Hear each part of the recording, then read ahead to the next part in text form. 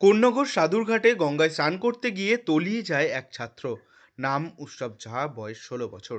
শাস্ত্রীনগর থেকে এসে দুই ভাই বন্ধুদের সঙ্গে গঙ্গায় স্নান করতে নেমেছিল। সে সময় হঠাৎ জোয়ার চলে আসায় গঙ্গায় তলিয়ে যায় ওই ছাত্র। তার খোঁজে বিপর্যয় মোকাবিলা দপ্তর তল্লাশি শুরু করে। নামানো হয় ডুবুরি।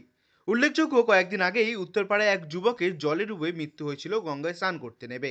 ফের উত্তরপাড়া কোন্নগর এলাকায় গঙ্গায় স্নান করতে নেবে তলিয়ে গেল এক ছাত্র। তলিয়ে যাওয়ার বেশ কয়েক ঘন্টা পরে ডুবুরির তল্লাশিতে উদ্ধার হয় ওই ছাত্রের দেহ।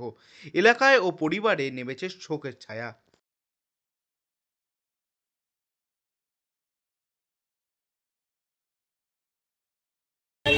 আমি কাজে যাবো বলে এখানে সবাই চায়ের দোকানে এসেছিলাম, তো কাজে বেরিয়ে যাবো ওই জন্য বসে রয়েছিলাম, 3-4 জন ছিলাম।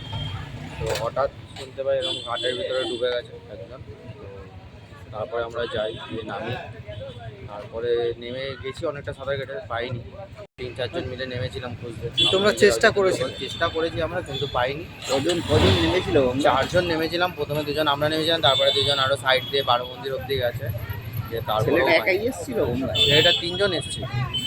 তো একজনকে বাড়িতে পাঠিয়ে দেওয়া হয় সঙ্গে সঙ্গে খবর দেওয়ার জন্য, আর একজনকে আপাতত ফাঁড়িতে রাখা হয়েছে, মানে এমনি যাতে বাড়ি ঘর। আর দাদা আছে, দাদা ভাই নেমেছিল, আর একজন বন্ধু নেমেছিল। তোমার নাম? রোহিত মজুমদার।